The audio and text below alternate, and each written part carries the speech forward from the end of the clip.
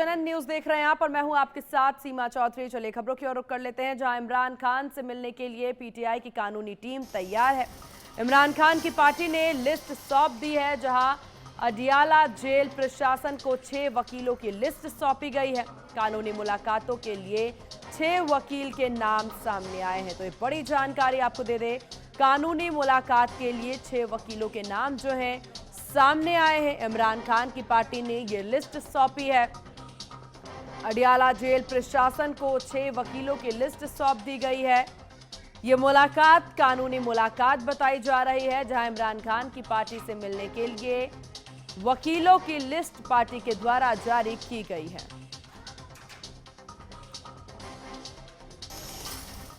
और दिल्ली दंगों से जुड़ी हुई बड़ी साजिश का मामला, जहां सुप्रीम कोर्ट में जमानत याचिका पर सुनवाई। शर्जील इमाम उमर खालिद जमानत पर सुनवाई होनी है। वरिष्ठ वकील अभिषेक मनु सिंघवी ने पेश की दलील। सिंघवी ने कहा, ट्रायल का अंत नजर नहीं आ रहा, मैं नहीं चाहता कि हाई कोर्ट इस पर विचार करे। मनु सिंघवी के द्वारा यह बयान दिया गया है। जल्दबाजी में ट्रायल चलाना गलत विचार है। मनु सिंघवी के द्वारा ये तमाम दलीलें दी गई हैं। कहा, यह हमारी आपराधिक न्याय प्रणाली का मजाक है। तो ये बड़ी जानकारी आपको दे दे, पूरे मामले को लेकर के मनु सिंघवी का ये बयान सामने आया, जहां जल्दबाजी में ट्रायल चलाना एक गलत विचार है कहते नजर आए। उनके द्वारा साफ तौर से कहना। और इधर छत्तीसगढ़ के धमतरी में वरिष्ठ कांग्रेस नेता और कुरूद के पूर्व विधायक लेखराम साहू को कांग्रेस हाईकमान ने बड़ी जिम्मेदारी सौंप दी है। एआईसीसी ने उन्हें अखिल भारतीय पिछड़ा वर्ग विभाग का राष्ट्रीय समन्वयक नियुक्त किया है। जहां आपको बता दें कि एआईसीसी महासचिव केसी वेणुगोपाल ने आदेश जारी किया है। वहीं पार्टी कार्यकर्ताओं और समर्थकों में इसे लेकर के भारी उत्साह है। माना जा रहा है कि साहू की नई भूमिका से संगठन को ओबीसी वर्ग में मजबूती मिलेगी। कांग्रेस नेता लेखराम साहू को ये बड़ी जिम्मेदारी सौंप दी गई है। राष्ट्रीय समन्वयक पद पर उनकी नियुक्ति की गई है। केसी वेणुगोपाल ने यह आदेश जारी किया, जिसके बाद कार्यकर्ताओं में खुशी की लहर। और खबर महोबा से, जहां पर मनचले युवक को छात्राओं ने चप्पलों और लात घूंसे से पिटाई करके सबक सिखाया है। आरोपी युवक लगातार छात्राओं को मोबाइल पर अभद्र मैसेज भेजा करता था।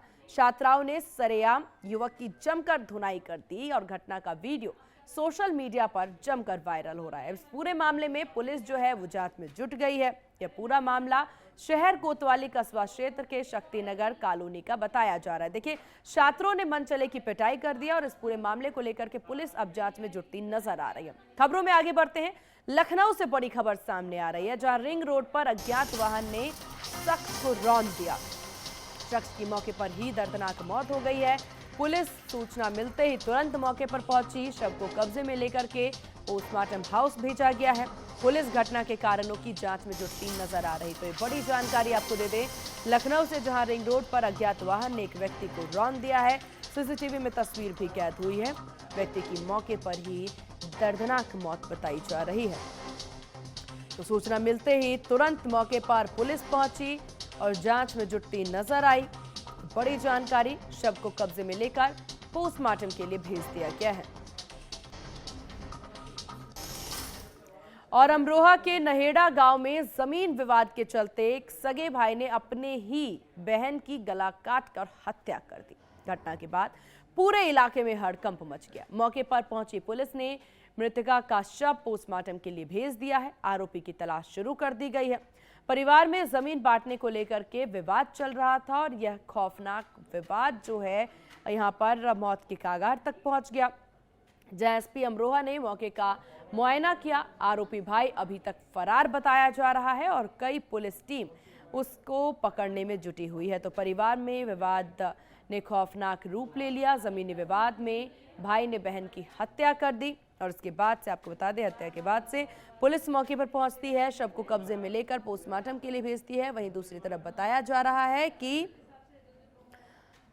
भाई जो है, आरोपी भाई, वो मौके से फरार है और उसकी तलाश में पुलिस जुटी हुई है। तो परिवार में जमीन बंटवारे को लेकर के विवाद होता है और ये विवाद विकराल रूप तब ले लेता है जब ये बात हत्या तक पहुंच जाती है। भाई के द्वारा बहन की हत्या कर दी गई है। इस पूरे मामले में पुलिस जांच में जुटती नजर आ रही है। परिवार में विवाद ने ये खौफनाक रूप ले लिया। जमीन विवाद वजह बताई जा रही है बहन की हत्या की। हालांकि आरोपी भाई अभी भी मौके से फरार है, जिसके लिए टीम गठित होने की बात सामने आई है। पुलिस आरोपी की तलाश में जुटती नजर आ रही है और जैसे ही आरोपी को पकड़ लिया जाएगा उसके बाद जांच में क्या कुछ चीजें निकलकर सामने आती हैं, इस पर भी जरूर निगाहें टिकी होंगी। तस्वीरें आप देख सकते हैं जहां पुलिस टीम मौके पर पहुंची हुई है। पुलिस के द्वारा जांच की जा रही है। हर किसी से पूछताछ की जा रही है कि क्या वजह रही है। जहां पर वजह जो निकल करके सामने आई है वो है जमीनी विवाद, और जमीनी विवाद को लेकर के, बंटवारे की बात को लेकर के बहन की हत्या भाई के द्वारा कर दी गई। इस पूरे मामले में बताया जा रहा है कि जो आरोपी भाई है वो फरार है।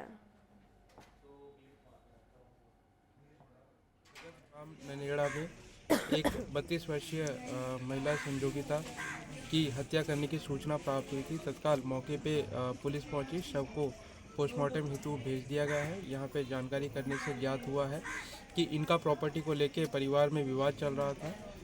इनके भाई पे हत्या करने का आरोप लगाया गया है। परिजनों से तहरीर प्राप्त की गई है। मुकदमा पंजीकृत किया जा रहा है। शीघ्र अभियुक्त की गिरफ्तारी सुनिश्चित की जाएगी। विधिक कार्रवाई। और कुशीनगर से खबर, जहां कुशीनगर के गुलहरिया गांव में 3 बच्चों की रहस्यमयी मौतों के बाद प्रशासन हरकत में आया। मंडलायुक्त, डीआईजी, डीएम और एसपी मौके पर पहुंचे और हालात का जायजा लिया। स्वास्थ्य व्यवस्था और सफाई की जांच के लिए 731 लोगों की घर घर मेडिकल स्क्रीनिंग की गई है। डेंगू, मलेरिया और टाइफाइड रिपोर्ट नेगेटिव आई है, जबकि एक मृत बच्ची के सैंपल में लेप्टोस्पाइरोसिस की पुष्टि हुई है। गांव में 24 घंटे मेडिकल व्यवस्था, डॉक्टरों की 3 शिफ्ट, एम्बुलेंस तैनात और एंटी लार्वा स्प्रे जारी की गई है। 18 बच्चों के सैंपल गोरखपुर में भेजे गए। 98 बीमार बच्चों की खबरें फर्जी पाई गई हैं। प्रशासन ने सख्त चेतावनी इस पूरे मामले में दे दी है। खबरों में आगे बढ़ते हैं, जहां बर्खास्त सिपाही आलोक सिंह की गिरफ्तारी हुई है। ये बड़ी जानकारी आपको बता दें, बर्खास्त सिपाही आलोक सिंह एसटीएफ गिरफ्तार। तो बड़ी जानकारी, कब सिरप तस्करी मामले में ये गिरफ्तारी हुई है, जहां कोर्ट में सरेंडर करने वाला था एसटीएफ का बर्खास्त सिपाही। कोर्ट में डाल रखी थी सरेंडर एप्लीकेशन। तो ये बड़ी जानकारी आज कोर्ट में पेश भी किया जाएगा। तो ये बड़ी गिरफ्तारी मानी जा सकती है। कब सिरप मामले से जुड़ी हुई इस वक्त की बड़ी अपडेट, जहां एसटीएफ का रिटायर बर्खास्त सिपाही आलोक सिंह की गिरफ्तारी हुई है। सरेंडर की बात भी सामने आ रही है। माना जा रहा है कि जांच में कई नाम भी आलोक सिंह के द्वारा बताए गए हैं।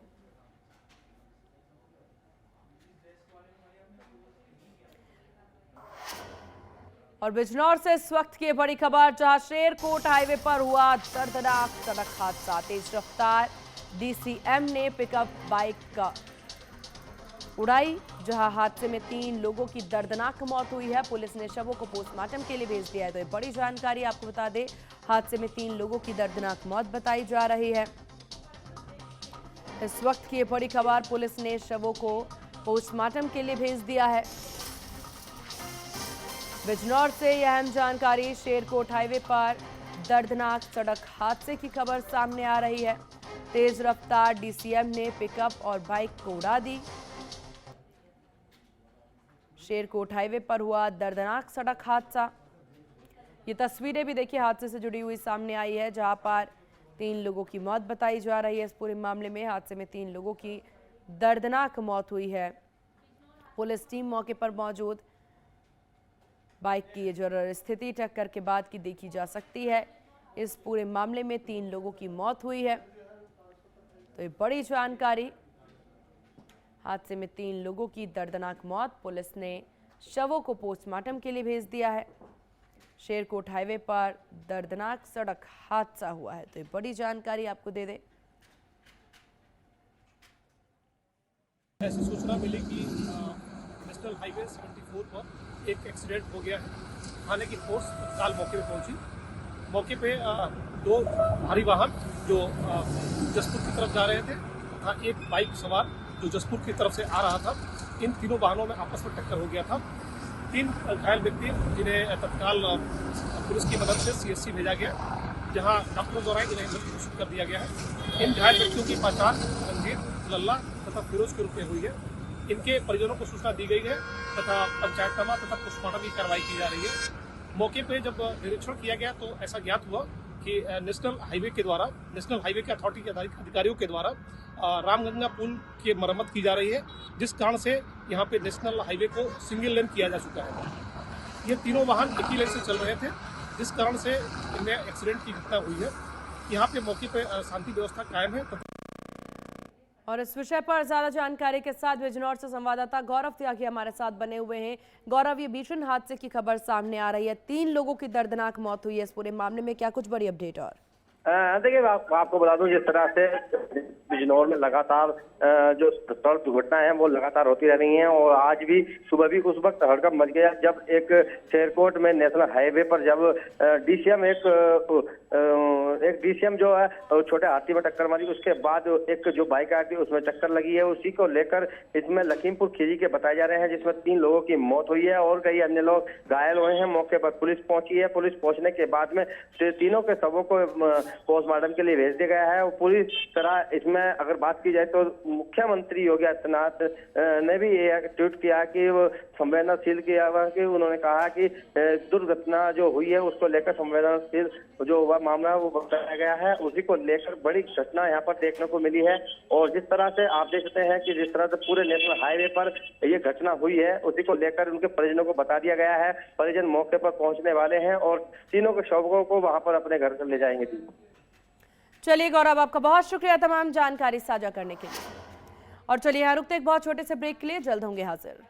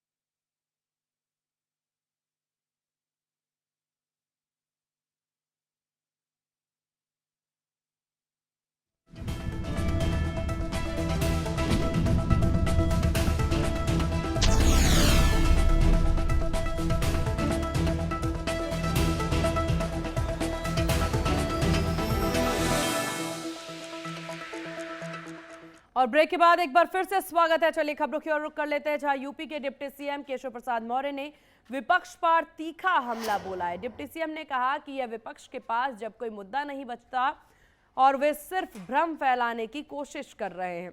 साथ ही BLO से अपील करते हुए कहा कि किसी के बहकावे में ना आए, अपना काम ईमानदारी से करे।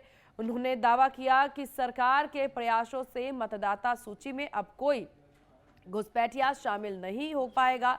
डिप्टी सीएम केशव प्रसाद मौर्य का विपक्ष पर जमकर हमला देखने को मिला, जहां BLO से एक तरफ वो ये अपील करते नजर आए कि किसी के बहकावे में ना आए, तो दूसरी तरफ विपक्ष को मुद्दा विहीन बताते नजर आए। कहा कि विपक्ष के द्वारा सिर्फ भ्रम फैलाया जा रहा।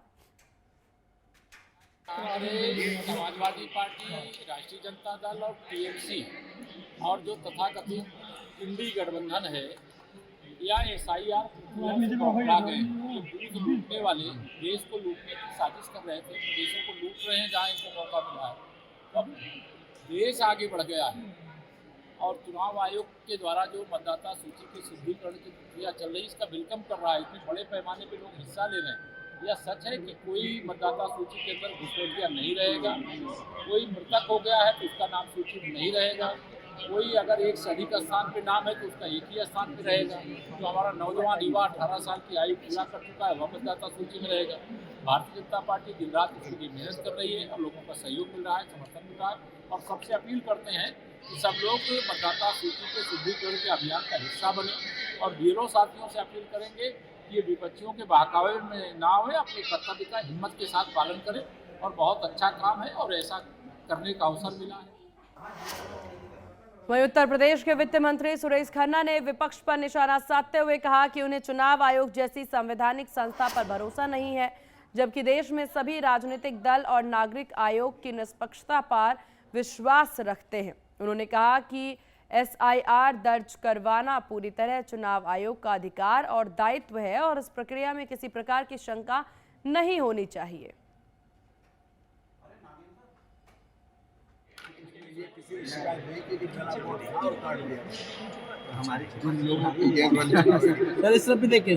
उन लोगों को वोट डालने का अवसर भी मिला और मतदाता सूची बड़े पैमाने पर चुनाव आयोग का काम है कि मतदाताओं की को सत्यापित करे कि कौन सही है कौन गलत है। चुनाव आयोग का काम है और ये विपक्ष कितना गैर जिम्मेदाराना रवैया है। कल संसद नहीं चलने दी, इसलिए आज विपक्ष को अपनी रणनीति पर बार बार विचार करना चाहिए। देश के हित में काम करें तो उनकी भी छवि। खबर धमतरी से है, जहां पर कलेक्टर के निर्देश पर अवैध धान के खिलाफ ताबड़तोड़ कार्रवाई जारी है। सिवाहा वनांचल क्षेत्र में राइस मिलों के साथ कई मिलों में दबिश दी जा रही है। यहां से करीब 1450 क्विंटल अवैध धान जब्त किया गया है। यह पूरी कार्रवाई नगरीय एसडीएम प्रीति दुर्गम के नेतृत्व में की गई। जब्ती मंडी अधिनियम 1972 के तहत ये की गई है। लगातार हो रही कार्रवाई से अवैध कारोबारियों में हड़कंप मचा हुआ है। 2 दिन पहले ही धमतरी और सोरम गांव की 2 मिलों से करीब 5 करोड़ मूल्य के 22,000 क्विंटल धान जब्त किए गए थे। धमतरी में अवैध धान पर ताबड़तोड़ कार्रवाई लगातार जारी है।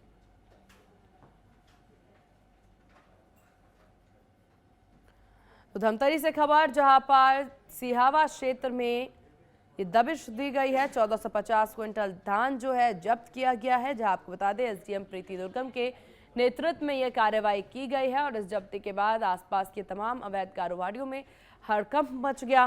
तो अवैध कारोबारियों में हड़कंप की ये तस्वीरें देखने को मिल सकती है, जहां भारी मात्रा में अवैध धान जो है उसकी जब्ती की गई है। 1450 क्विंटल धान की यहाँ पर अवैध धान जो है ये जब्त किए गए हैं, जिसके बाद से लगातार जगह जगह पर जांच जारी।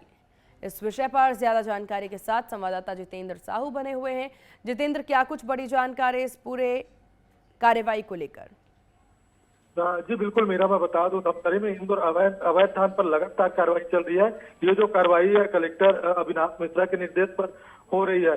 2 दिन पूर्व जहां पर धमतरी शहर के अशोक राइस मिल और सोरम के जयमनी राइस मिल में जहां पर 22,000 क्विंटल अवैध धान, लगभग 5 करोड़ के अवैध धान जब्त किए थे, वहीं आज नगरीय एसडीएम प्रीति दुर्गम के निर्देश पे सिहावा राइस मिल, न्यू पूजा राइस मिल और 2 ट्रेडर्स, योगेश ट्रेडर्स और एजे ट्रेडर्स में तकरीबन 1450 क्विंटल धान मंडी अधिनियम के तहत जब्त की गई है और आगे की कार्रवाई की जा रही है। मैं बता दूं कि जैसे ही खरीदी चालू हुई है बीती 15 नवंबर से, उसके बाद लगातार ये जो अवैध धान का ग्रहण देखने को मिल रहा है और लगातार ये जो कार्रवाई है चल रही है, जिसे लेकर मिलरों में और लोगों में हड़कंप है। जी बिल्कुल, हालांकि इसके बाद क्या समझा जा सकता है जितेंद्र, आगे क्या कुछ और कार्रवाइयां देखने को मिल सकती हैं? जी निश्चित तौर पर मैं बता दूं, जिस तरीके से कार्रवाइयां हो रही है और लगातार कार्रवाई हो रही है, उसको लेकर निश्चित तौर पर जो अवैध जो बिचौलिए हैं, जो अवैध धान की सप्लाई करते हैं। एक तरफ देखा जाता है जैसे अंतरराज्यीय बॉर्डर, जैसे हमारे यहाँ धमतरी जिले में उड़ीसा राज्य का बॉर्डर पड़ता है, वहां पर भी चेक पोस्ट बनाया गया है ताकि अवैध धान का परिवहन न हो सके। उसके बावजूद भी भारी मात्रा में अवैध धान का परिवहन होने की शिकायत है, जिसको लेकर जो उड़ान टीम अलर्ट है और कलेक्टर भी इस पूरे मामले को लेकर सतर्क है। अभी तो लगातार जो है अपने मातहत अधिकारी कर्मचारियों को निर्देश दे रहे हैं, इसी मामले पर लगातार कार्रवाई हो रही है। और जब हमने बातचीत की संबंधित अधिकारियों से तो उन्होंने कहा कि इस तरह की कार्रवाई लगातार जारी रहेगी। जी चलिए ठीक है जितेंद्र, आपका बहुत शुक्रिया तमाम जानकारी साझा करने के लिए। खबरों में आगे बढ़ते हैं लखनऊ से बड़ी जानकारी, जहां तालकटोरा पुलिस की बड़ी कार्रवाई देखने को मिली। स्कूल के पास पान मसाला दुकानें बंद करा दी गई हैं। एंटी रोमियो अभियान में पुलिस की सख्त कार्रवाई देखने को मिल रही है। दुकानदारों को पुलिस ने कड़ी हिदायतें भी दी हैं। तो ये बड़ी जानकारी आपको दे दें, तालकटोरा पुलिस की बड़ी कार्रवाई की गई है, जिसकी तस्वीरें भी निकलकर सामने आ रही हैं। पुलिस के द्वारा जो है स्कूलों के पास पान मसालों की दुकानें जो है बंद करा दी गई हैं। तो ये बड़ी अपडेट आपको दे दें। और लखनऊ से खबर आपको बता दें, जहां IIM रोड पर तेज रफ्तार कार का तांडव देखने को मिला। कई वाहन चकनाचूर, 12 से अधिक लोग घायल बताए जा रहे हैं। जहां इलाज के दौरान 2 घायलों की मौत हुई है। मामले की जांच में पुलिस जुट गई है। तो ये बड़ी खबर आपको बता दें लखनऊ से, जहां IIM कई वाहन चकनाचूर हुए हैं, 12 से अधिक लोग घायल बताए जा रहे हैं। तस्वीरें आपकी टीवी स्क्रीन पर। इलाज के दौरान 2 घायलों की मौत भी हुई है। तो IIM रोड पर तेज रफ्तार कार का तांडव, जिसमें कई वाहनों को कार ने चकनाचूर कर दिया। और बरेली में सराफा व्यापारी से लूट, 8 लाख के जेवर लेकर के फरार हुए बदमाश। बाइक सवार बदमाशों ने फायरिंग की। पुलिस ने कॉम्बिंग अभियान किया शुरू। बरेली के शेरगढ़ कस्बे की ये वारदात बताई जा रही है। तो ये बड़ी जानकारी आपको दे दे बरेली से। बरेली में सराफा व्यापारी से लूट की वारदात। ये बड़ी खबर, 8 लाख के जेवर लेकर के फरार हुए हैं बदमाश। बाइक सवार बदमाशों ने फायरिंग की। तो बरेली में सराफा व्यापारी से लूट। मैं नगरिया की वजह से 4:30 बजे वापस जा रहा था दुकान बंद करके, तो रास्ते में GN नगरा के पास मुझे घेर कर 6 लोगों ने लूटा और मेरा सब सामान जितना था करीब 8 लाख की कीमत का सब छीन लिए। 4.5 किलो चांदी थी, 5 किलो, और बाकी सामान सोने का था 30 ग्राम, और छोटा मोटा सामान और था। 27,000 नगद थे। हुआ खूब मौके पर कारतूस मिले। बटो तो मारा है, जे मारा है, सीने में मारी है बटन। और इन्हीं खबरों के साथ इस बुलेटिन में बस इतना ही। बने रहिए HNN न्यूज के साथ। नमस्कार।